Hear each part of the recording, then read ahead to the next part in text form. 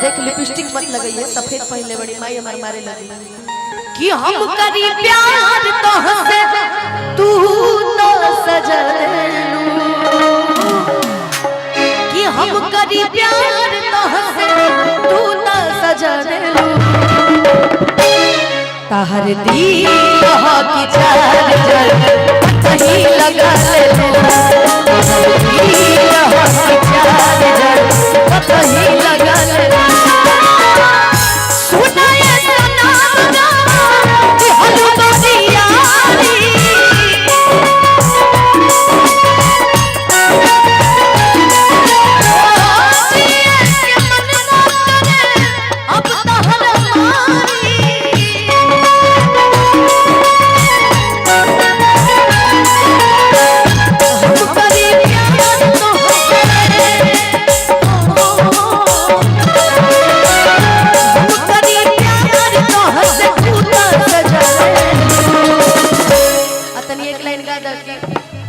रुको भैया, ताहर दिल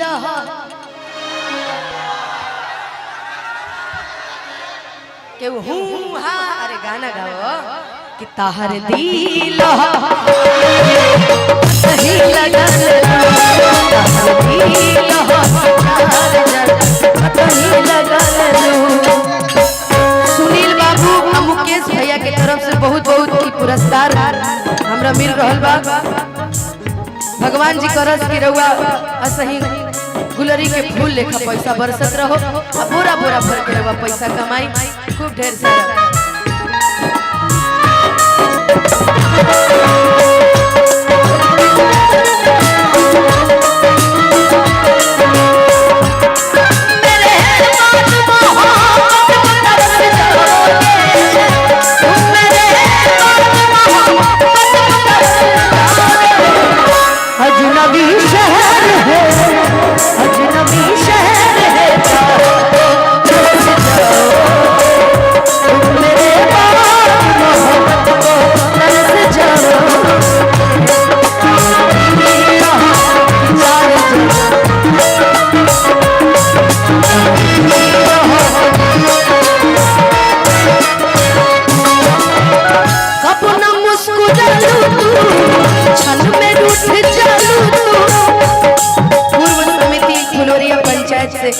बहुत बहुत अजय भैया की तरफ से बहुत बहुत आशीर्वाद पुरस्कार।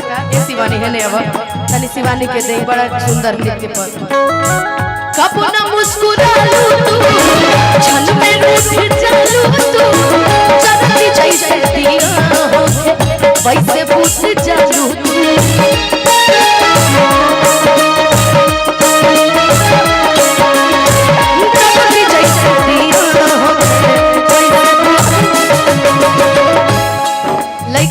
लड़का में जब अटूट प्रेम रहेला ना, जब बहुत प्रेम रहेला, अगर लड़की दिल से प्यार करेले तब विवेक बाबू एक ही को गाना गाएला, छोड़ के न जाओ पिया,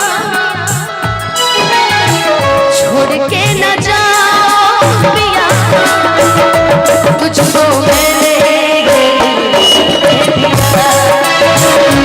तुझको मैंने दिल दे दिया, प्यार मैंने तुझसे है किया, प्यार मैंने तुझसे है किया, तुझको मैंने तुझको मैंने ये दिल दे दिया, ओ पिया ओ पिया ओ पिया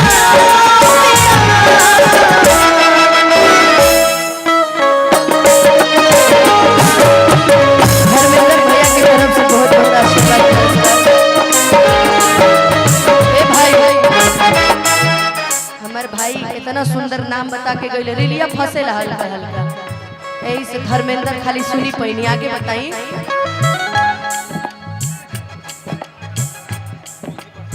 पूजी प्रसाद बहुत बहुत आशीर्वाद पुरस्कार बा। कैसे कहनी ना कि बात में गाड़ियों के लगे लग जाके पैसा मांग ले वाला है, इसे नाम लेना जरूरी बा।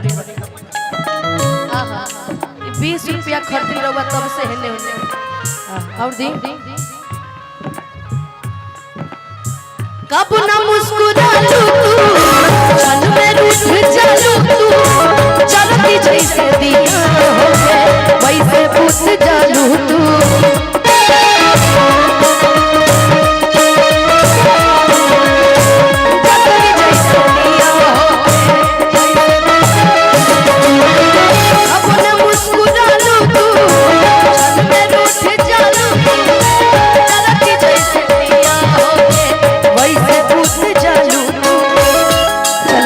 अरे धन्यवाद। चलो ना भाई होने चलो ना, हम आवत तनी तू चलो चलो चलो भाई तू होने चलो। हाँ सुत न देलू सपना में हो, सुत न देलू सपना में आके जगा दे कि ताहर दिल हो। प्यार मोहब्बत कइले बड़ा सब धोखा मिलल बा, हम खिंचवाई तहरा से इश्क हो गइल बा मर्दे। ला बताओ कि तहर दिल हो कि चार्जर कहीं लगल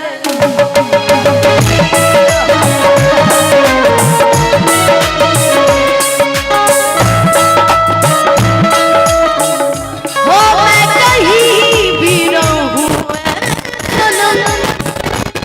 मुझको है जिंदगी की कसम।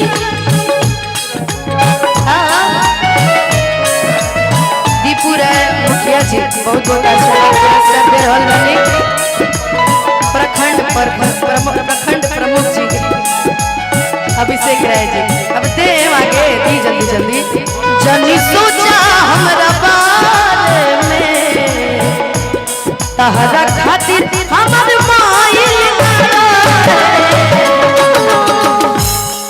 ई प्यार कल है परसों के कायल न रहे, भुला गइलू ऐसे जैसे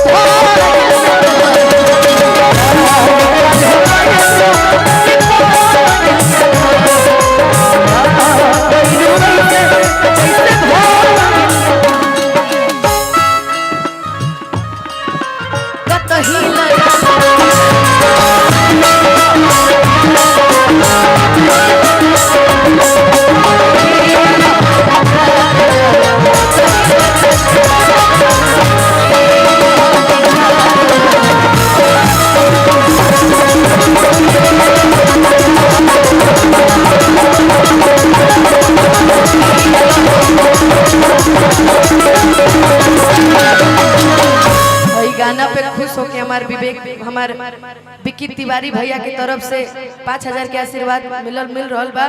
गूगल पे नंबर रहुआ पता बा हमरा सेंड कर दी। कहे से कि केहू भी हो के मंच में म्यूजिशियन हो एंकर हो, विक्की भैया हमरा के बहुत मानिला। आ विक्की तिवारी भैया से बहुत जल्द मुलाकात हुई है ना विक्की भैया? बतियाई रितिका से बतियाई। हाँ भाई अब हमरा